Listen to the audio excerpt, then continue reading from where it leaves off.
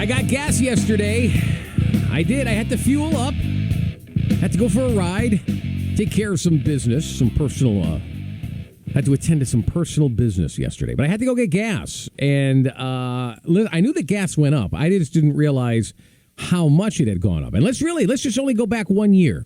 Let's go back the end of April last year, when many of us were paying around $2 a gallon, maybe $1.95 to $2.05, somewhere in there, depending on the state. You know, I realize not every gas station is going to have the exact same price, but yesterday I was paying $3 a gallon of gasoline. Now, keep in mind that I want to keep it in perspective here, folks. I have to get premium. All right, so this is not the low grade of gas.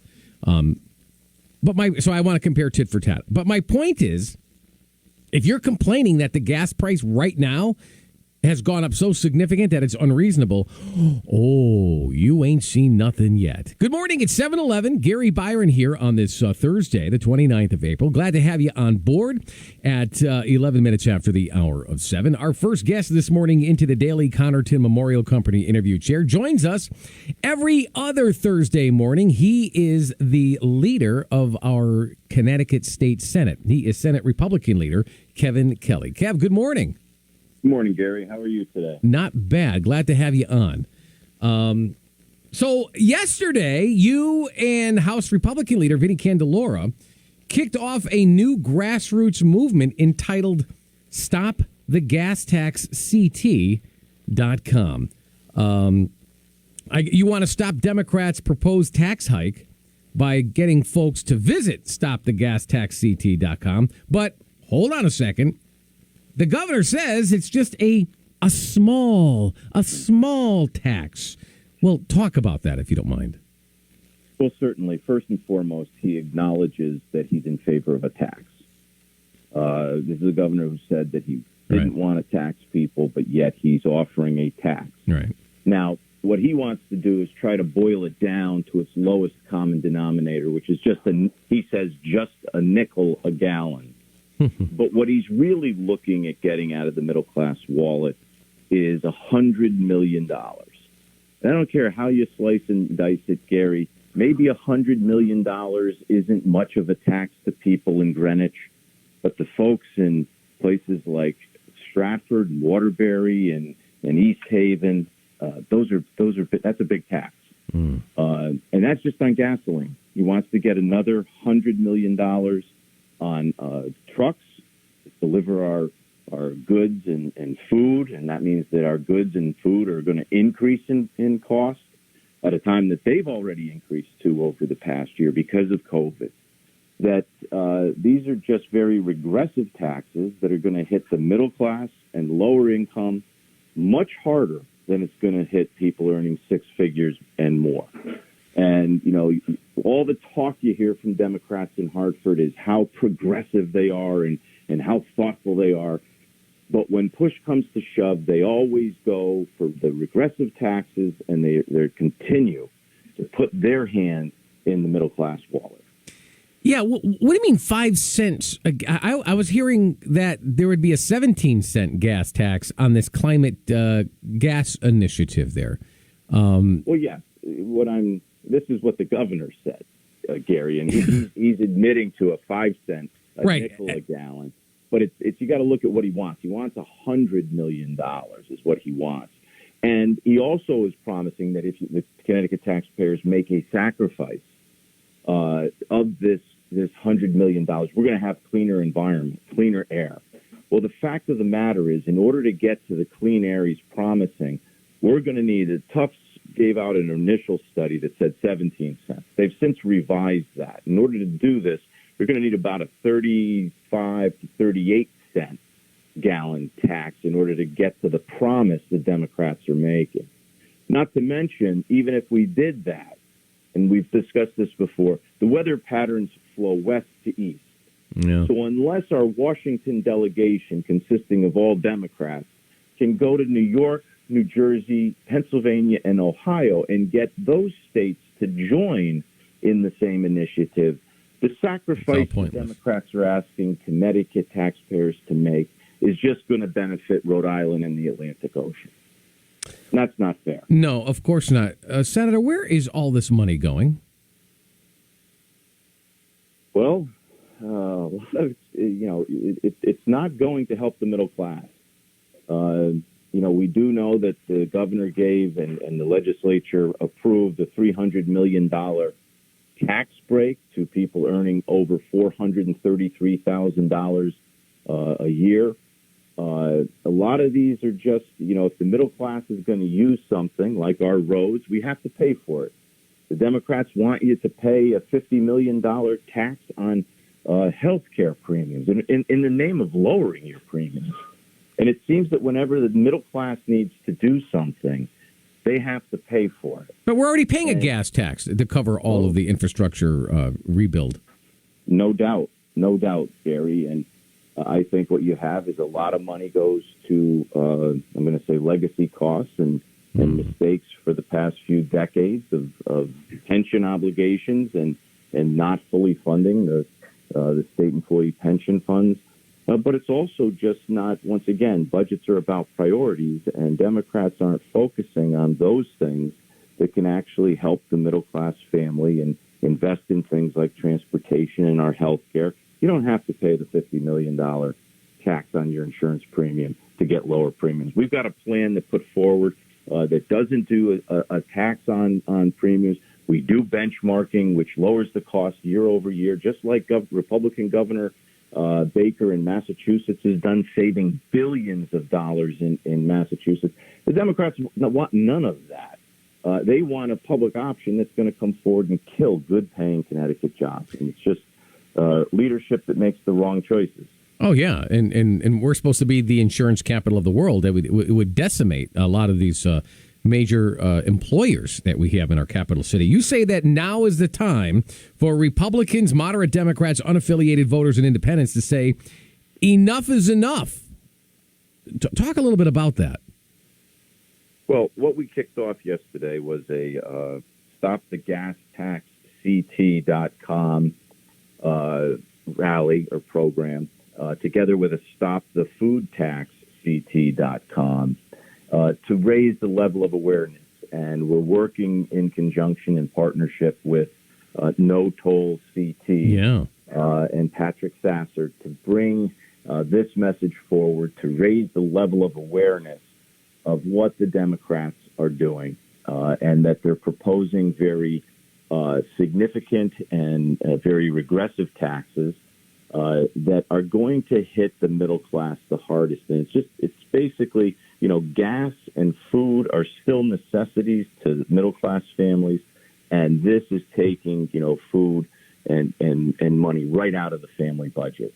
And at a time, Gary, we're getting historic billions of dollars out of the federal government. The state budget is currently in surplus.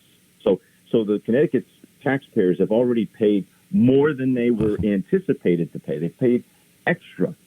And that's not enough for the Connecticut Democrats. They're actually proposing in total a $3.2 billion tax increase. And that's just inappropriate in my mind when we're sitting in surplus to come back with a tax increase that's over 10% of the state budget.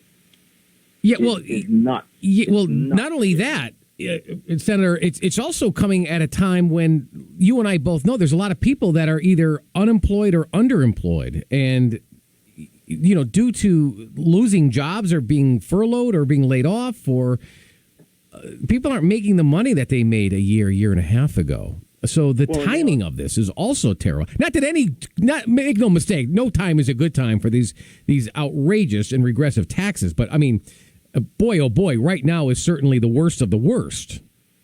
Well, it is. And I hope they listened to their president last night, who mentioned that food insecurity is at an all-time high in America. And it's right here in Connecticut, too, where we have people who are lining up to wait in line for food. We have still 121,000 individuals without work because of COVID. We never regained the jobs from the 2008 Great Recession. This entire time, the Democrats have controlled every lever of power in Connecticut. It's their economy that has placed us dead last in the nation in job growth and personal income growth. They need to focus on things that really impact and could help Connecticut's families. Instead, they're just looking to put their hand in the middle class wallet at a time that wallet is financially stressed. It's wrong, Gary. No, you're 100% right. We're speaking with our state Senate Republican leader, Kevin Kelly. Are you also working with Joe Scully? Joe Scully from the Motor Transport Association? Yes, we are. Good. This is not just a one-sided perspective here. There's a lot of folks that recognize that these are not the right priorities for Connecticut at this time, and we're finding partners every day to help spread this message, and that's why we think it's important to get out there and have the people let their voices be heard, and to tell the majority Democrats that their policies are wrong and misplaced. Yeah. People need a break. They don't need a burden. And you're hosting. I know you're hosting these rallies all around Connecticut. These stopthegastacct.com. I know we want people to head there, and anybody can attend these, I presume, right? Democrats, independents, unaffiliated, Republicans. Anybody who's fed up with the Connecticut taxes. We're the second worst in the country, second worst tax burden in the nation, and the Democrats in Connecticut don't think that's good enough. They want to be number one. Yeah. That's the thing that they're striving to be the top of the heap. Not to make it easier for Connecticut families to afford our state. Yeah, that's a category you don't want to be number one on. Sosa on Facebook Exactly. Sosa on Facebook is saying they're spending billions on nothing. And I know you're also working with Wayne Pesch from the Connecticut Food Association, which handles grocery stores, right? Because groceries are going to go through the roof. Well, groceries are already going through the roof. And you see many of the national publications talking about both overseas freight as well as overland freight has increased the cost of delivery of food because of COVID. Now Connecticut is adding to that burden. And this is the problem, Gary, is that, like I said, gas and food, middle-class families need.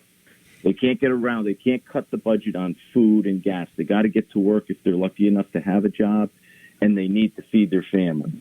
These are not discretionary types of taxes. Sure. And they're very regressive. They are. Because if you're only on minimum wage, that nickel or quarter, that is much more of an impact on your daily budget than it is if you're making over $100,000.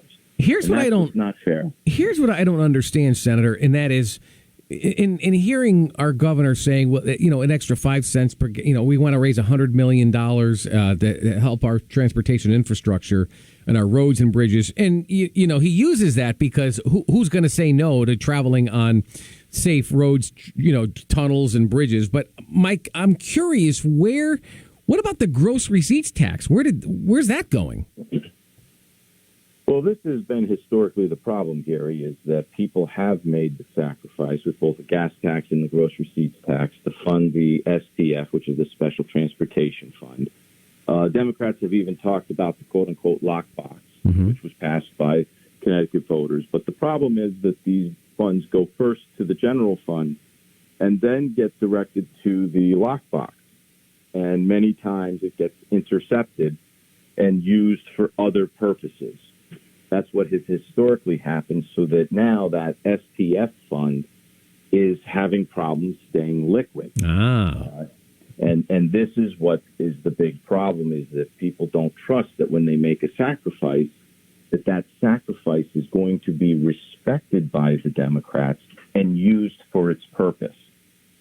That's why you see them keep coming back saying, we've got to do whatever it is, a gas tax now for TCI. And that's the new ruse to get money out of the middle class wallet. And unfortunately, we're going to go and spend money elsewhere. I mean, think about it this way, Gary. We got an extra, I think it's, $500, $700 million surplus.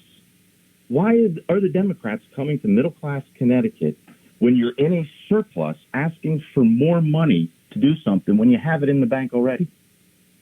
It's just because it's a ruse.